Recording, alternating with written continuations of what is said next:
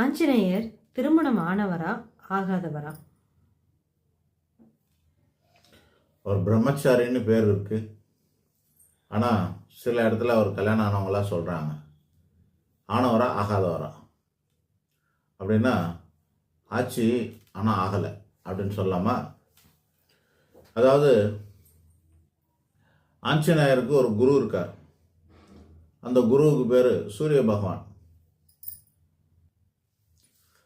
அதாவது நம்ம நவகிரகங்களில் முதன்மையானவராக இருக்கக்கூடிய சூரிய பகவான் தான் ஆஞ்சநேயருக்கு குரு பகவான்.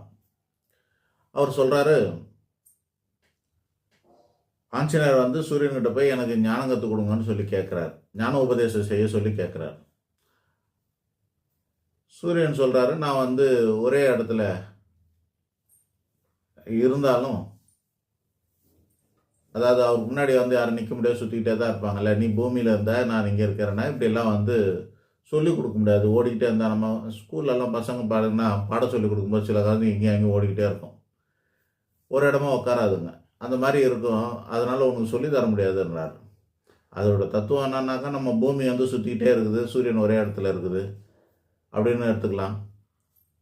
அல்லது குரங்குகள் ஒரு இடத்துல உட்காந்து கவனத்தை செலுத்தாதுன்னு கூட எடுத்துக்கலாம். எப்படி எடுத்துக்கலாம். அதனால் முடியாதுங்கிற மாதிரி சொல்கிறார். அதுக்கு இவர் அஷ்யூர் பண்ணுறார், நான் வந்து பூமியில் இல்லாமல் உங்களுக்கு முன்னாடி நிலையாக நிற்பேன் அப்படிங்கிறார். பறந்துக்கிட்டே நிற்கிறேன் உங்கள் முன்னாடி அப்படின்னு. அப்படி பண்ணும்போது எனக்கு சொல்லிக் கொடுக்கன்றார். அதே மாதிரி சரின்னு ஆஞ்சநேயருக்கு சூரிய பகவானுக்கு நேருக்கு நேராக நிற்கும்போது சொல்லிக் கொடுக்குறாங்க.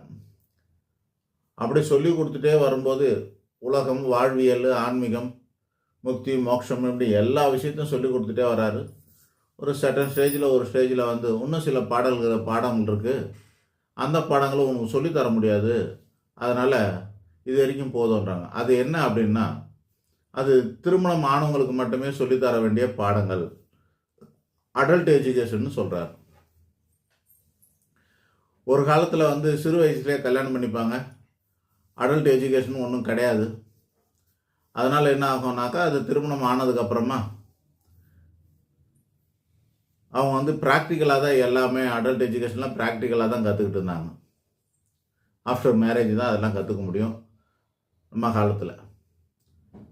இது அதுக்கும் முந்தைய காலமாக இருக்குது, புராண காலமாக இருக்கிறது. ஆக அப்படி கிடையாது. இன்றைக்கி தேதிக்கு என்னென்னா, ஸ்கூல்லேயே அடல்ட் எஜுகேஷன் பாடம் எடுக்கிறாங்க, தனியாகவும் எடுக்கிறாங்க. இப்போல்லாம் வந்து பிஞ்சிலே பழுத்து முத்தி